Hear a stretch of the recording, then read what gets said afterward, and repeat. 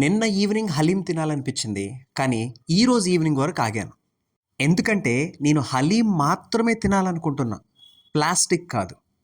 రండి హలీం తినడానికి రెడీ అవుదాం. హలీం తినడానికని చెప్పి సూపర్ మార్కెట్కి వచ్చాడేంటి? ఎస్, అసలు విషయం ఇక్కడే ఉంది. హ్యూమన్ బ్లడ్లో మైక్రో ప్లాస్టిక్ని కనిపెట్టారు. ఈరోజు మనం తినే ఫుడ్ ఏదైతే వేడివేడిగా ప్లాస్టిక్స్లో తింటున్నామో దాని ద్వారా మన బాడీలోకి ఆ ప్లాస్టిక్ వెళ్ళిందంట.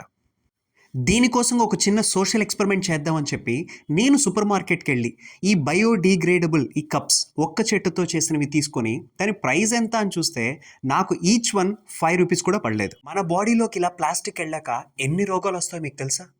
మేజర్గా మన నర్వస్ సిస్టంలో బ్లడ్ క్లాటింగ్ అనేది ఎక్కువ జరుగుతుంది. దీనివల్ల బ్రెయిన్ స్ట్రోక్స్ రావడానికి అండ్ అలానే హార్ట్ స్ట్రోక్స్ రావడానికి ప్రధాన కారణం అవుతుంది.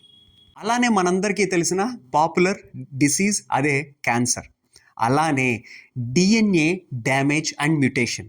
ఈరోజు రాబోయే తరాలకి కూడా, అంటే ఈరోజు మనం ప్లాస్టిక్ తింటే పుట్టబోయే పిల్లలకి కూడా ఎఫెక్ట్ ఉంటుందంట. మరి దీనికోసంగా ఇలా నేను కప్స్ తీసుకెళ్ళి హలీం పెట్టమంటే ఫస్ట్ నన్ను విచిత్రంగా చూశారు. దాని తర్వాత వాళ్ళతో అక్కడ హలీం తింటూ వాళ్ళని కూడా ఎడ్యుకేట్ చేశాను. ఎందుకంటే దానికి దీనికి నేను ప్రైజ్ మనీ అడిగిన పెద్ద తేడా లేదండి, ఒక 2-3 రూపాయలు తేడా. ఆ 2-3 రూపాయలు తీసుకోండి ఎక్స్ట్రా.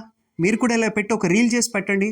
పరిగెత్తుకుంటూ హలీం అక్కడ ప్లాస్టిక్ కాకుండా న్యాచురల్గా మనకి దొరుకుతుందని చెప్పి ఎంతోమంది మీ షాప్కి కూడా వస్తారు అని చెప్పి వాళ్ళని ఎడ్యుకేట్ చేయడం కూడా జరిగింది. ప్రతి బిజినెస్ కూడా కస్టమర్ సాటిస్ఫాక్షన్ మీద నడుస్తుంది. మీరు కూడా ఇలాంటి కప్స్ అడగండి. నెక్స్ట్ నుంచి ఎందుకు మార్చరు చూద్దాం. ఫైనల్లీ ఇక నుంచి ఏమైనా తినే ముందు తాగే ముందు ఒక్కసారి ఆలోచించండి.